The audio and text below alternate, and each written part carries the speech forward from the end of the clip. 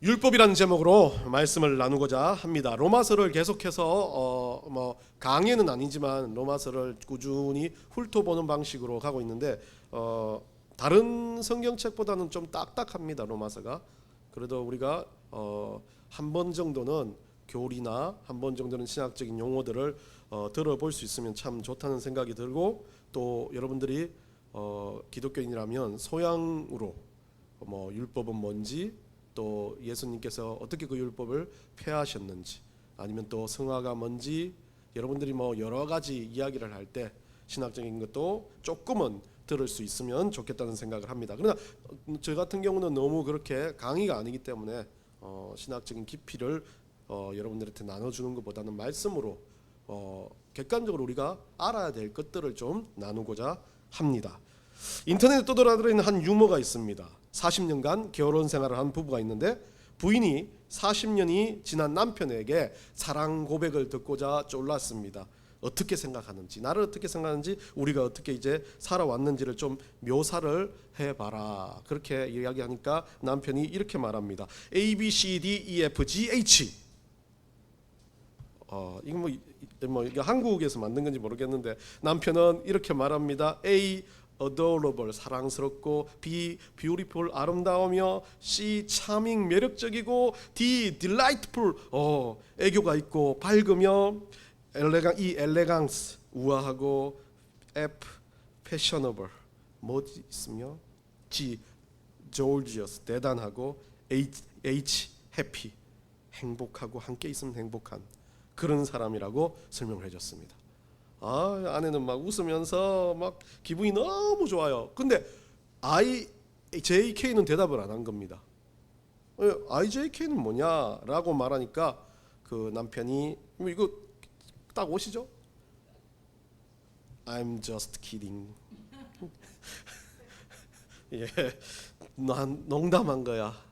나 이거 너한테 거짓말한 거야, 농담한 거야라고 이야기를 합니다. 그래서 그렇게 말하죠. 이렇게 끝나면 그러니까 부인이 막 좋아하다가 얼굴이 딱 굳으면서 부인의 눈꼬리가 올라가는 싶더니 한국말로 이렇게 말을 합니다. 가나다라 마바. 남편이 뜻을 묻자 이 여자는 이렇게 말합니다. 가엾은 남편 또랐네. 라면이라도 얻어먹으려면 말 조심해라. 바보 같은 놈. 야, 죄송합니다. 바보 같은이라고 봤자. 이거 제가 한 거 아니야. 이제 결혼을 하고 부부가 살다 보면 40년이 지나면 그렇게 말합니다. 의리로 살고 정으로 산다. 그렇게 이야기를 합니다. 물론 그 이유는 서로가 너무 잘 알기 때문에 그렇습니다. 부부라는 건 부족함도 알고 또 연약함도 알고 그것을 감싸주다 보니까 부부가 되고, 어느 정도 이상을 같이 살다 보면 그거에 대해서 서로가 피할 것은 피하고 또 존중할 건 존중하고 또 서로한테 약한 것은 약한 모습 그대로가 다 인지가 되는 게 부부 생활인 것 같습니다. 오늘 로마서 7장에서 이 율법에 대해서 어떤 남편에 대한 이야기로, 그리고 아내에 대한 이야기로, 그 그리스도인이라는 아내에 대한 이야기로 이 이야기를 전개를 합니다. 어떤 설교가 중에 유형모 목사님이라는 분이 이 부분에 대해서 좀 설명을 잘 했더라고요. 이 본문에 나온 여인은 크리스천이라는 여인이었고, 그 남편은 미스터 율법이라는 친구의 이야기로 이 이야기를 만들어 봅니다. 어떤 한 여인이 한 남자를 만나 결혼을 하게 살게 되었습니다. 이 남편의 이름은 율법이라는 율법씨입니다. 처음에는 너무 반전했다고 그럽니다. 이거는 그분이 했던 걸 그대로 읽어드린 거 아닙니다. 제가 좀 살도 붙이겠습니다. 남자가 너무 멋지고 막 핸섬하고, 그리고 삶의 어떤 모든 것이 반대됐습니다. 아침부터 끝나는 시간, 자는 시간까지 초를 정해가지고, 여러분들 그런 분도 있죠. 우리 데비 선생님도 5분 간격으로 알람을 맞춰뒀듯이 막 완벽주의자입니다. 정확하고 코털 하나도 삐져나온 걸 보지 못하는 그런 남자였습니다. 그런 남자가 너무 좋아 보입니다. 이게 성향이 뭡니까? 어떤 성향인가? 이게 T인가요? 모르겠어요. 하여튼 저하고는 정반대의 성향이 있는 사람입니다. 그런 남편, 단 하루를 지내봐도 저런 멋진 남편, 정확한 남편하고 살면 얼마나 좋을까라고 생각한 이 크리스찬 여인은 그 여인과 함께 그 남자와 결혼을 했고 그 남자와 살아갑니다. 그런데요, 살다 보니까 이 남자는 얼마나 이 지독한 사람인지를 깨닫게 됩니다. 아침에 일어나서 9시에 아침에 일어나서 7시 반에 밥이 차려져 있지 않으면 그때부터는 책상을 두드립니다. 이건 제가 하는 말입니다. 저도 그러고 싶어요. 그리고 그 밥을 먹으면서 초 단위로 재고 5분, 20분 가량 밥을 먹고 얼굴 5분 씻고 출근을 합니다. 매번 다른 색깔의 넥타이, 매번 다른 색깔의 양복, 일주일에 와이셔츠의 색깔도 바뀌어야 되고 팬티도 계속 바뀌어야 돼요. 여러분들 그거 들었죠? 와이셔츠와 팬티까지 다려놔야 됩니다. 크리스찬이라는 이 여자는 살면서 너무 힘들어지기 시작합니다. 이 남편의 완벽주의, 모든 것이 정확하고 모든 관계에 대해서 정확해야 되는 아주 부러질 것만 같은 그런 남편과 사는 것이 정말 목 끝까지 언제나 이 두려움이 차오른 여인이었습니다. 그러나 어느 날 이 여인이 남편이 채우는 큰 법규를 하나 어깁니다. 외박하지 말라. 이 목사님 이런 내용이 없어요. 외박하지 말라는 내용을 이 여인이 어겨버립니다. 그것도 함부로. 그 다음날 남편은 집에서 모든 자기의 일정을 포기하고 여인을 기다립니다. 그러면서 이 여인을 아주 지독하게 못난 여인처럼 비난을 하기 시작합니다. 이 여인은 그때 너무 화가 나서 그 완벽주의자 남편한테 대듭니다. 왜 내가 이렇게 살아야 되냐. 이 남편은 화가 나서 그 여인의 모든 것을 뺏고 방에 가두어 버립니다. 왜? 당신도 삶이 바뀌어야 된다고. 당신도 변화되어야 된다고. 잘해보려고 노력하면 할수록 더 큰 실수를 낳고 열등감에 시달리고 여인은 그 일로 인해서 우울증과 폐쇄공포에 시달립니다. 죽고 싶어도 죽을 수 없고 이 남자와 살 수가 없어집니다. 이혼을 수십 번 수천 번 생각합니다. 어느 순간부터인가 이제 더 율법을 지키지 않자, 더 남편의 원하는 법규를 지키지 않자 남편은 손질을 합니다. 매를 때립니다. 가정폭력을 당하면서 이 여인은 더욱더 힘들어지기 시작합니다. 이 여인이 이렇게 고백합니다. 오호라, 나는 공고한 사람이라. 누가 나를 이 끔찍한 율법의 남편의 사망의 몸에서 나를 건져내랴. 이 이야기가 오늘 본문의 이야기입니다. 크리스찬이라는 사람이 과거 율법과 만났을 때 삶이 이런 모습이라는 겁니다. 너무 규격대로 정해진 율법을 지키지 않았을 때 오는 그 많은 비난과 조롱들을 견디며 살아가야 한 그리스도인들. 그러던 어느 날 이 지독한 남편이 죽었습니다. 처음은 그래도 같이 살았기 때문에 정이 들었기 때문에 사별했기 때문에 너무 힘들고 어려웠는데 한두 달 지나면서 이 목사님은 이렇게 적었습니다. 묘한 해방감이 들었다. 이 유용모 목사님은 기다리고 있는지도 몰라요. 묘한 해방감이 들었다. 아니요, 제가 느끼긴 그래요. 이 여인은 그랬을 겁니다. 그러다가 남편이 죽고 나서 한 장례식 치를 때면 아쉬워하고 그때부터는 자유라고 생각했을 겁니다. 편했습니다. 왜요? 남편이 기준으로 준 율법이 없었기 때문에. 근데 유용 목사님 이런 걸 적지도 않았습니다. 다른 거는. 근데 저는 느끼는 거 그래요. 너무 편했습니다. 그러다 보니까 자기 하고 싶은 대로 하는데 자기도 모르게 그 율법과 똑같아졌어요. 아침에 같은 시각이 일어나고 아침에 같은 시간에 밥을 먹고 자기도 일주일 옷을 바꾸가면서 입기 시작하고 그 사람이 전해준 그것 자체를 그대로 행하고 있는 겁니다. 그러면서 자기 속으로는 뭐예요? 내가 왜 이러지? 나는 자유를 원했는데 라고 생각합니다. 그러던 어느 날 진시성을 가진 도자라는 친구가 전시성을 가진 도자라는 친구네요. 전도자가 나타나서 새로운 남자를 소개합니다. 전도자라는 남자를 여기는 적혀 있는 게 전도자라는 남자를 만나 가지고 재혼을 하게 됩니다. 이 새 남자의 원래 이름은 미스터 그레이스, 은혜라는 사람이라고 말합니다. 이 유용 목사는 그거죠. 그러니까 결국은 그를 떠나서 이 은혜라는 남자를 만났는데 이 은혜라는 남자가 원래 알고 있었던 과거에 사귀던 남자였다. 이 사람이 죄를 지고 다시 거듭나서 이 여인과 결혼을 했다라고 이야기하는데 조금 저는 이 내용보다는 제가 좀 바꿔서 전도자라는 남자를 만난 게 그렇게 힘들어하고 고통스러워하는데 어느 날 자기가 길거리를 가다가 한 남자를 만나게 됩니다. 이 사람은 자기한테 다른 것도 전해주지 않았고 어떤 것도 하지 않았는데 길거리에서 뭡니까? 프리허그를 하는 사람이었습니다. 많은 사람들이 오가고 있는데 그 사람이 어떤 사람들을 안아줄 때의 모습을 봤는데 시간도 재지 않고 어떤 것도 주지 않고 그냥 사랑스러운 모습으로 사람들을 안아주고 어떤 사람은 그 사람을 안아주면서 막 눈물을 흘리는 자들에게 눈물을 닦아주고 자기가 보기엔 지금 점심 먹을 시간인데 그 사람은 계속해서 사람을 안아주기 시작하고 자기의 아픔도 힘든 것도 그렇게 별로 상관하지 않는 모습을 보이는 걸 보고 그 남자가 궁금해지기 시작했습니다. 그래서 이 여인은 자기 시간을 깨뜨렸습니다.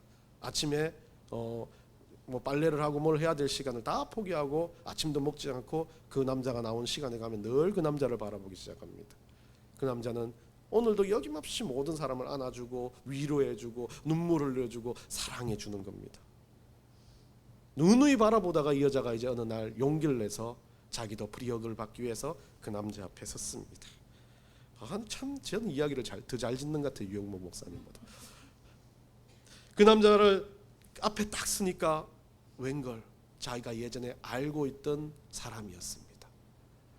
초라해 보이고 이 율법이란 남자와 결혼하기 전에 봤을 때 너무나 별거 아닌 사람이었습니다. 학교 다닐 때 일종의 말하는 쩌리와 같은 루저 같은 그런 사람이었습니다.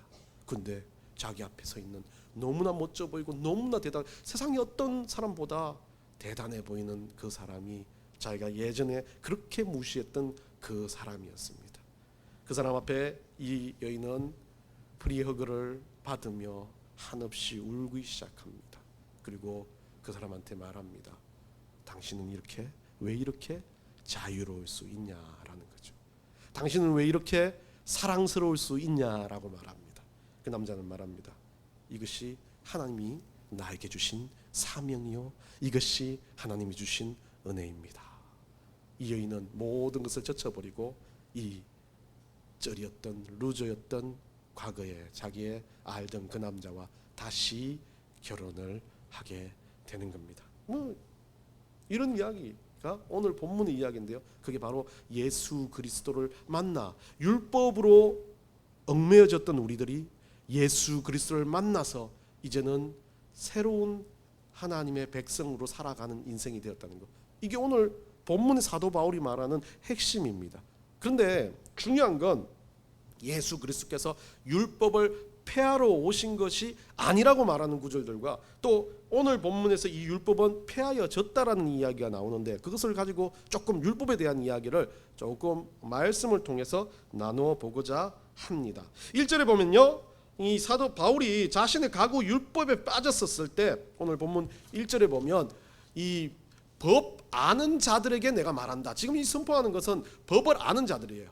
율법을 한 번이라도 경험했던 자들에게 그 법과 사는 동안은 너희들이 살아있는 동안은 그의 주관을 받지만 그 살아있는 동안만이다. 일종의 일시적이다라고 사도 바울이 이야기를 하는 겁니다. 율법은 제가 앞쪽에 설명을 드렸지만 율법은 여러분들이 말한 것처럼 이 율법은 폐기돼야 된다, 없어져야 된다라는 개념을 가지고 있다면 조금 잘못됐다라는 것을 이야기를 했습니다. 폐기는 됐어요. 그 폐기가 어떤 폐기입니까? 율법의 능력을 상실한 겁니다. 율법의 능력은 과거에 어땠어요? 그 율법이 얼마나 중요했어요? 지키지 않으면 하나님을 어긴 것이 됐기 때문에 즉결 심판을 당한다든지 하나님이 그 율법을 통해서 우리들을 다스렸다는 거죠. 그런데 그게 율법이 필요 없어진 이유가 누가 왔기 때문입니까? 예수 그리스도께서 이 땅에 오셨기 때문입니다. 율법을 대신해서 예수님이 오셨고 예수님이 그 율법을 대신해서 말씀으로 예수님이 보여주신 삶으로 우리에게 새로운 계명을 주시지 않았습니까? 그렇기 때문에 율법은 없어진 거라고 이야기를 하는 겁니다. 그런데 없어졌습니까? 아니요. 율법은 그대로 있습니다. 그런데 그 율법이요 작용도 하기도 합니다. 때로는 율법의 내용은 하나님이 주신 것이기 때문에 율법의 내용은 윤리적인 거나 어떤 면에서 나쁘지 않은 거예요.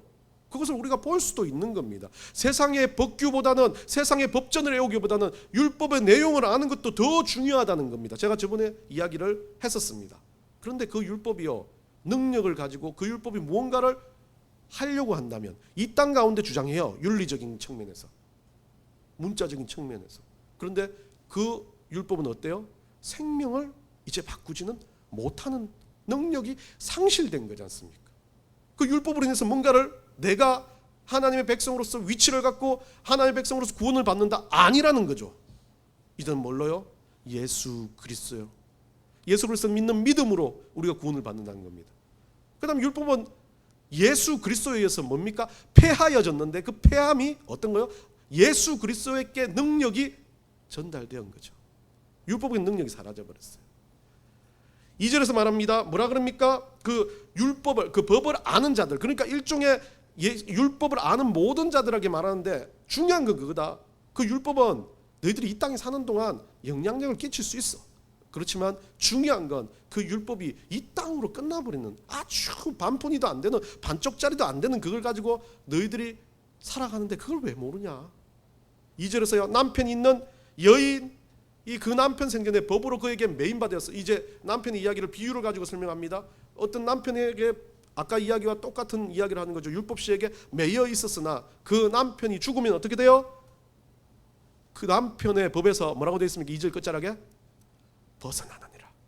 벗어난다는 이 단어는요, 이 카테르게타이라는 단어를 쓰고 있는데, 여기서 이 사도 바울은 이것을 카테르게타이로 써서 폐하다, 못쓰게 만들다라는 뜻으로 썼습니다. 근데 한 가지 더 뜻이 있는 게 무효하게 만들다라는 뜻이 있습니다.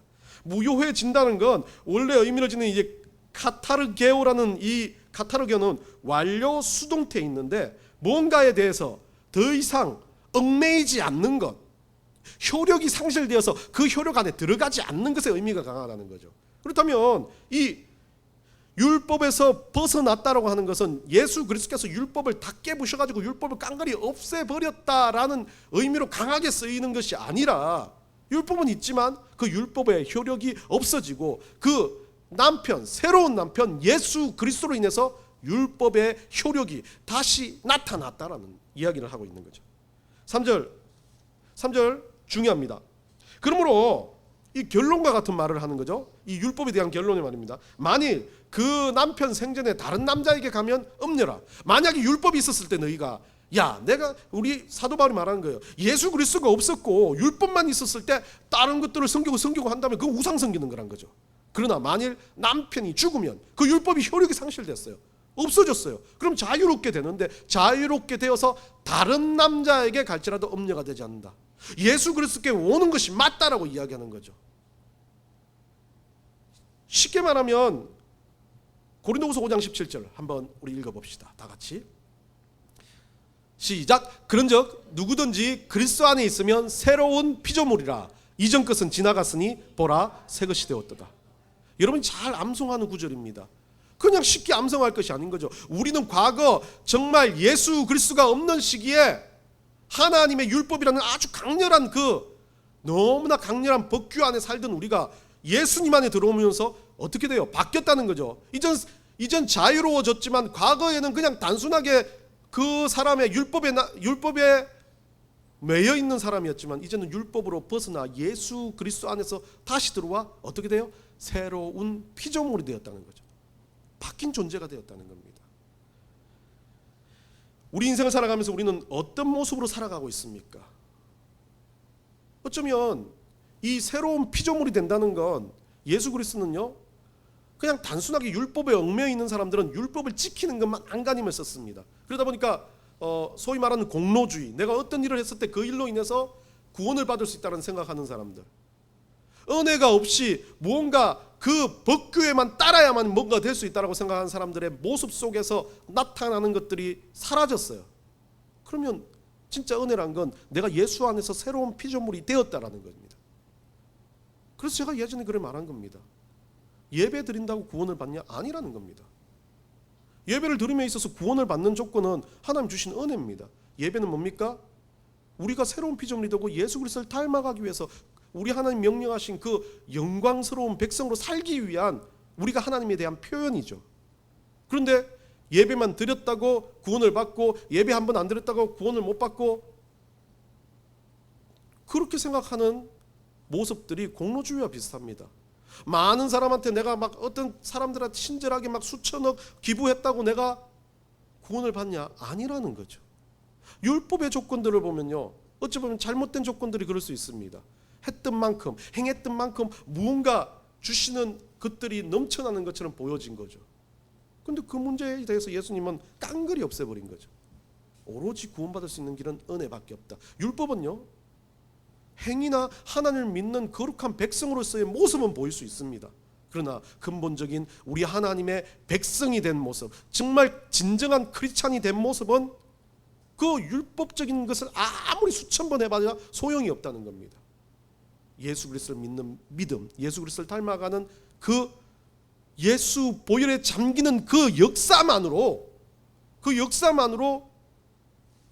수천 번 수만 번 행동을 한 것보다 더 확고한 구원이 있다는 것을 이야기해 주는 거죠.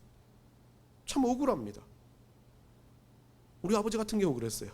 잘 놀아야 세상을 띵자띵자 잘 놀다가 그러다가 예수님 만나가고 한 4년 정도 3년 정도 신앙생활 하다가 돌아가셨어요. 천국을 갔습니다. 또 억울합니다. 막 80년 띵자띵자 잘 놀아요. 세상이다. 막 부어라 마셔라 잘 놀아요. 그래가지고 그 80년 놀다가 병원에서 주님 믿습니다 하고 가시는 분도 있어요. 억울하다는 생각이 들었어요. 어릴 때는. 왜 그렇습니까? 율법의 전제 때문에 그래요. 모습을 보이고 행동을 하고 했던 그것 때문에 하나님 뭐야 나는 그렇게 나도 다 할 거 하고. 그런데 이 율법이 폐기되어졌고 예수 그리스도가 구원의 길이라는 것을 알게 된 순간부터 80년든 90년든 상관없어요. 단순간 내가 입으로 신하여 구원을 얻는다는 그거 하나만으로 그 백성이 수천 명을 죽였다, 만 명을 죽였다, 악인이라 할지라도 그가 예수 그리스도를 만났다면 구원될 수밖에 없다는 그 확고한 진리를 믿는 거기 때문에 저는 예배의 모습, 삶의 모습, 내가 그분들도 일찍 알았다면 우리보다 더 열심히 했을 거예요. 그런데 하나님은 하나님의 때와 시기가 있기 때문에 그걸 했을 거라고 저는 믿습니다. 비교하고 관점으로 누가 그 사람이 잘 됐다, 그 사람 구원이 더 기쁘다는 관점 없어요. 우리 하나님 관점에서는 그 구원의 관점은 내가 정하는 게 아니기 때문에 그렇습니다. 그렇기 때문에 마지막에 입으로 시인해서 구원받으신 분, 저는 확신해요. 구원받으셨어요. 그런데 그분이 왜 신앙생활도 못하고 뭐도 못하고? 아니요. 신앙은 비교가 아니니까요. 율법은 비교하지만 예수 그리스도는 비교하지 않습니다. 그냥 내가 할 수 있는 것에 대해서 예수 그리스도는 중심을 두고 있습니다. 오늘 4절에서 뭐라고 되어 있습니까? 그러므로 내 형제라 너희도 그리스도의 몸으로 말미암아 율법에 대하여 죽임을 당했느니, 여기서 말하는 내 형제들아라고 하는 이 우리들에게 뭐라 그럽니까? 율법에 대해서 우리는 그리스도인이기 때문에 율법에 대해서 죽임을 당했다. 똑같은 거예요. 과거는 죽었다라고 이야기합니다. 이는 다른이 곧 죽은 자 가운데서 살아나신 이에게 가서 우리가 하나님을 위하여 열매를 맺게 하려 함이라. 궁극적으로 우리 삶의 모든 것에 대한 이야기를 하면서 열매 맺는 것이라고 이야기를 하는데, 예수 그리스도로 가면서 우리가 그리스도인이 되어져 가는 것, 거룩한 열매를 맺는 것, 이걸 가지고 사도 바울은 이야기했지. 그 사람이 열매 맺는 과정, 아볼로는 물 주었고 바울은 심었다라고 이야기하는 그 내용들은 믿는 사람들이 하나님 앞으로 가는 과정들, 성화의 과정에서 있어야 될 내용이라는 거죠. 단순하게 여기서 열매가 시작되었다면 그 열매로 인해서 책임감을 가지고 그리스도인 살아갈 일들이 생기겠지만, 그렇지 않은 이들에게 대해서는 똑같은 열매라고 봐지는 거죠. 열매는요 동일해요. 천국이란 열매는 열매를 맺었어요. 그 열매를 가지고 가는 건 동일하지만 그 열매를 맺기 위한 과정까지는 우리는 아직까지 남아 있다는 거예요. 그러나 내가 하나님을 믿고 신하고 죽은 사람들은 어떻게 돼요? 그 열매를 맺고 바로 가신 거예요. 이번 주에 학생들이 대학 원서를 쓴다고 이렇게 이래저래 막 찾아보고 고민하고 갈등을 합니다. 여러분도 잘 아시겠지만 2명밖에 없지만 그 중에 한 명이 마감날 막 시간을 급박하게 남겨두고 다 했어요. 활동 증명서 싹 다 하고 끝냈는데 이 마감 클릭을 했어요. 제가 전화를 했을 때도 원서를 했다라고 올렸다라고 이야기하고 전화가 다시 와서 저한테 그럽니다. 죄송하다고. 목사님 죄송해요. 그래요. 왜 죄송한데? 결제가 안 됐어요. 다 원서를 했는데 결제가 안 됐어요. 그래서 너무 죄송하대요. 순간 드는 생각이, 왜 나한테 죄송하지? 자기가 원하고 자기가 했던데 못 가는데 나한테 죄송할 거 아니다. 네가 더 아쉽지라고 왜 나한테 미안하냐라고 그렇게 이야기를 하고 난 다음에 다시 원서를 쓰기 위해서 대학교를 찾기 시작했습니다. 근데 대학교를 찾다 보니까요, 문득 그런 생각이 드는 겁니다. 좋은 대학, 나쁜 대학, 막 경쟁률이 높은 대학, 사람들이요, 여러분도 아시겠지만 이번에 막 보니까요 600대 1도 있어요. 깜짝 놀랐어요. 이걸 밝히지는 않겠지만 모 대학에 S대학, 서울대학 아닙니다. 예, 모 대학에 제가 우리 아버지가 서울로 주소만 옮겼으면 갈 수 있었던 대학. 예, 그 대학의 의예과 논술 전형 600대 1, 608대 1. 와, 여러분들 그렇게 막 대단하다 생각할지 모르겠지만 저는 벌써 원서비 계산을 겁나 돈 벌었겠다 그렇게 생각했는데 그 600대 1, 막 그 다른 학과는 뭐 500대 1, 뭐 이런 학과들을 쓰는 이유가 뭘까라고 곰곰이 생각을 해봤습니다. 대학을 왜 가지? 라고 생각을 하기 시작한 겁니다. 대학의 목적이 뭘까라고 생각하기 시작합니다. 결국 대학은 다 좋고 나쁨은 그 대학에서 공부했던 아이들, 졸업하고 어떻게 그들이 살아가고 어떻게 그들이 세상에서 펼치는 그 역할에 따라서 그 대학의 어떤 존재의 위치는 달라졌더라고요. 그리고 입시가 되었을 때 좋은 학생들이 모이면 그 학교는 좋은 학교가 되어버린 겁니다. 나쁜 학교라고 해서 하더라도 그 학교는 좋은 학생들이 넘쳐날 수도 있는 겁니다. 결국 대학은 뭐 하는 겁니까? 대학이라는 건 학생들 때문에 존재하는 겁니다. 대학의 목적은 학생들 때문에 존재하는데 학생들한테 뭐 하기 위해서 존재합니까? 그냥 학생들을 아무렇지 않게 아니라 교육이란 걸 하기 위해 존재한 거죠. 대학의 목적은 교육이었습니다. 교육을 받기 위해서 이 대학 저 대학을 찾고 이과 저과를 찾는 거지, 만약 내가 교육을 받고 싶지 않다고 생각한다면 대학을 갈 이유가 없습니다. 열매 맺는 건요 똑같습니다. 우리의 목적은요, 대학이 교육을 하듯이 그리스도인의 목적은 열매를 맺는 것입니다. 좋은 대학, 나쁜 대학이라고 이야기할 수 있는 거, 그건 하나님이 하시는 거예요. 어떤 대학이라고 그런 게 아니에요. 그리스도인인 내가 어떻게 열매 맺냐는 방식이 다 다르기 때문에 그것이 좋고 나쁨을 편정하는 건, 우리는 이 땅에서 그 학생에 의해서 좋고 나쁨을 평가할 수 있다라고, 좋은 대학, 카트라인 높은 대학이라고 평가할 수 있지만 하나님이 말하는 좋고 나쁨은 우리가 평가하는 게 아니기 때문에 우리는 우리 방식대로 열매를 맺으면 되는 거죠. 그 열매의 방식은 어떤 겁니까? 어떤 겁니까? 우리 오늘 성경에, 지난번 성경에 한번 있었는데 한번 읽어봅시다. 로마서 6장 22절요. 다 같이 읽습니다. 시작. 그러나 이제는 너희가 죄로부터 해방되고 하나님께 종이 되어 거룩함에 이르는 열매를 맺었으니 그 마지막은 영생이라. 영생과 거룩함으로 이르는 열매 어때요? 같다는 거죠. 결국 우리가 살아가면서 어떻게 해요? 우리 나름대로 거룩해지려고 안간힘을 쓴다면, 세상은요 기준점이 정해져 있지만 우리는 기준점이 없어요. 내가 좀 몸이 안 좋아요, 약해요. 그러면 내가 하나님 앞에서 거룩해지기 위해서 몸을 쳐서 복종시키기보다는 내가 다른 일들을 할 수 있는 거예요. 교회 안에 와가지고 정말 열심히 할 수 있는 일들이 많다면 그 중에 다양하게 일들을 할 수 있는 게, 그게 거룩할 수 있는 방법이에요.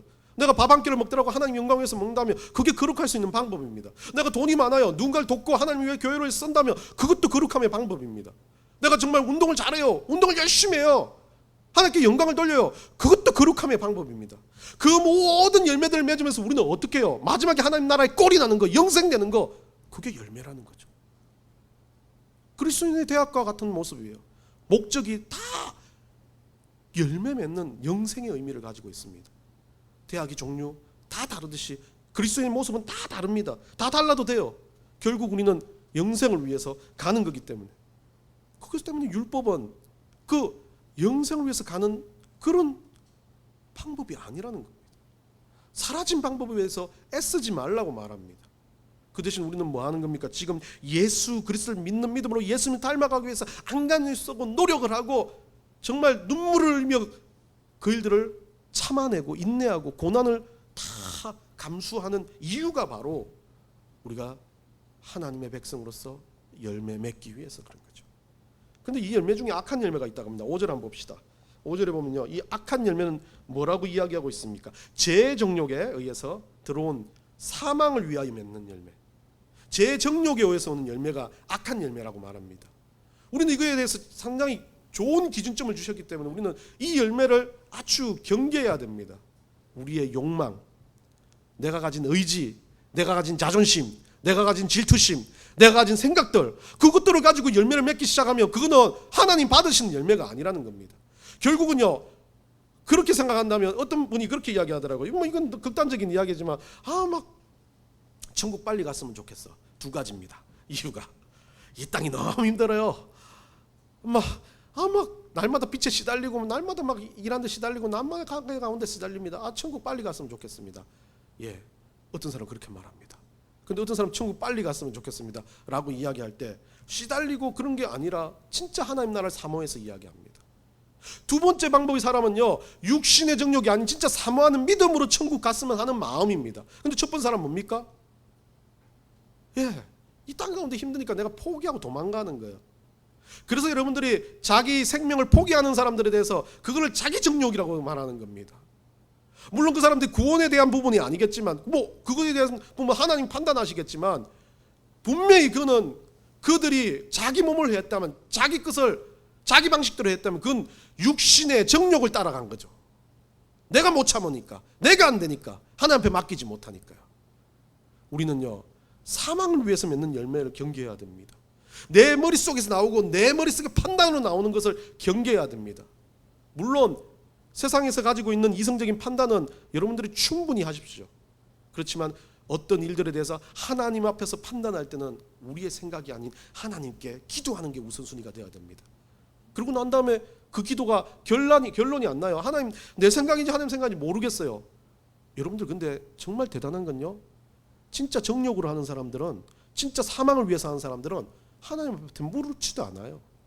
하나님 앞에 물은 것만으로도 그 다음 판단은 우리 하나님 어때요? 죽이 되든 밥이 되든 하나님 앞에 내가 물었어요. 그런데 판단할 시기가 왔어요. 판단이 되어졌어요. 그건 누구의 판단이 되겠습니까? 우리의 판단인 것보단 하나님 앞에 물었기 때문에 하나님 판단이 되는 게 더 맞습니다. 물론 실패할 수도 있고 성공할 수도 있습니다. 우리가 잘못 선택할 수도 있습니다. 잘못 선택해도 하나님이 판단해 주셨다고 느낀 사람은 어떻습니까? 이것이 잘못이 아니라고 말합니다. 이것이 실패가 아니라고 말합니다. 세상이 말하는 성공과 실패를 넘어섰기 때문에 그렇습니다. 6절에서요 뭐라 그럽니까? 이제는 우리가 그 얽매였던 것에 대하여 죽음으로 율법에서 벗어났다. 이제 벗어났기 때문에 율법으로부터는 자유가 됐어요. 율법은 어떻게 됩니까? 아까 방금 저 앞전에서 이야기 드렸겠지만 율법은 단순하게 폐기돼서 막 깡그리지 다 파쇄기 넣어서 없애버린 게 아니라 율법은 어떻게 됐어요? 예수 그리스도께서 오셔가지고 효력을 잃었기 때문에 그거 가지고 막 짓밟고 막 나 율법 때문에 고생했어, 너 때문에 진짜 이 바리새인들한테 맞았고 막 이렇게 해서 율법을 막 갈기갈기 찢어버린다고 해서 율법이 사라집니까? 폐해집니까? 아닙니다. 율법은 어떻게 돼요? 보관되어진 거죠. 효력을 잃고 보관되어졌다고 저는 봅니다. 많은 신학자들이 뭐 이거 가지고 여러 가지 토론을 하지만 저는 그렇게 봅니다. 율법은 있어요. 지금도 효력을 잃고 보관되어졌어요. 근데 그 율법이 효력을 잃었지만 그래도 윤리적인 것이나 이 땅에 살아있을 때는 어쩔 때는 우리한테도 어떤 작은 영향력은 있긴 있어요. 그렇지만 효력이 없고 그 천국에 대한 영생에 대한 효력이 없어졌던 율법은 그냥 우리가 보관해도 상관이 없어요. 그냥 지식으로 알고 있고 하나님이 주셨던 거구나라고 해도 상관이 없다는 거죠. 그래서 보관되어졌어요. 그 율법이 보관되어졌고 없어진 그 율법 자체로부터 우리가 벗어났으니까 마지막입니다. 이름으로 뒤에부터 우리 한번 읽어봅니다. 6절 마지막 이름으로 뒤에부터 우리가 영의 새로운 것으로 섬길 것이요 율법의 조문에 묵은 것으로 아니할지니라. 예, 아주 중요한, 오늘 율법에 대해서 가장 중요한 이야기를 하고 있습니다. 그 모든 것 다 이제 아니니까 이제 우리가 살아가야 할 건 영의 새로운 것. 이 영은 푸뉴마를 쓰고 있고 성령이라는 단어를 여러분들이 잘 쓰는 그런 단어입니다. 성령에 의해서 우리가 이제 살아가는 거죠. 성령에 의해서 살아가는 우리는요 새로운 것, 카이노테티, 성질과 속성이 완전히 새로운 다른 것이 되었던 거죠. 과거 것이 아니에요. 이제는 과거라고 말하지도 말아야 돼요. 내가 그냥 그거에 빠져 있었다고 말하지도 말아야 돼요. 여러분들이 정말 과거에서 죄의 습성에 잘못된 생각에 빠졌다면, 내가 성령에 의지했다면 나는 이제 그 죄가 죄인이 아닌 하나님의 백성으로 스스로가 인지하고 살아가는 것, 그게 바로 오늘 영의 새로운 것으로 섬길 사람들이라는 거죠. 그런 사람들은 어떻게 됩니까? 한 가지 더 하나를 붙였습니다. 요것만 이야기하고 말씀 마치겠습니다. 율법의 조문에 묵은 것으로 하지 아니한다. 과거에는 그냥 그 조문이라고만 나왔기 때문에 혼동이 많이 됐었는데, 율법 조문이라고 그러면 율법 조문이라는 이 단어는 크람마토스라는 단어, 문자라는 단어, 크람마토스라는 단어인데, 문자, 율법에 쓰여져 있는 글씨적인 성문적인 문자를 이야기를 하고 있는 거죠. 그 문자로 된 그 부분으로부터 아니하고 성령을 의해서 새롭게 되어진 사람들, 결국 율법이 어떻게 됩니까? 율법 자체로 아니하고라고 이야기하지 않습니까? 율법 폐기된 게 아니라 율법으로 쓰여진 그 문자들에 의해서 결국 규칙과 법규, 과거의 규칙과 법규에서 벗어난 거죠. 예, 그렇기 때문에 오늘날 달라진 건 그거예요. 예배에 대한 것도 과거는요, 예배는 아주 중요시 되는 모습이었어요. 예배는 지켜내는 것이라고 이야기했어요. 그 예배는 그러니까 뭐 예배를 드리거나 하나님 앞에서 무언가를 하는 그 모습들에 대해서는 가장 신성시했고 가장 중요시했습니다. 목숨보다 더 중요하게 생각했어요. 예배를 잘못 드리면 죽으니까요. 그렇기 때문에 그 예배가 얼마나 중요했습니까? 그런데 오늘날 어떻습니까? 그러다 보니까 이 성령에 의해서 산다고 예배가 자유화되다 보니까 예배가 어떻게 돼요? 자꾸 축소되기 시작합니다. 예배 스스로가 자기가 예배 시간 지키겠다고 하나님 앞에 몇 번 결단하고도 예배 시간 못 지키는 거 좀 많이 있습니다. 그리고 예배를 내가 안 빼먹어야지 그렇게 말하면서도 어쩔 때는 막 쉽게 예배를 생각합니다. 예배를 섬기는 것 자체가 그렇게 대단하지 않다고 생각합니다. 삶의 예배도 마찬가지입니다. 하나님과 약속해서 내가 이렇게 살겠다고 결정한 건 예배입니다. 그런데 우리는 그것을 너무 구약의 백성들보다, 율법을 믿는 사람들보다 어때요? 더 쉽게 던져버립니다.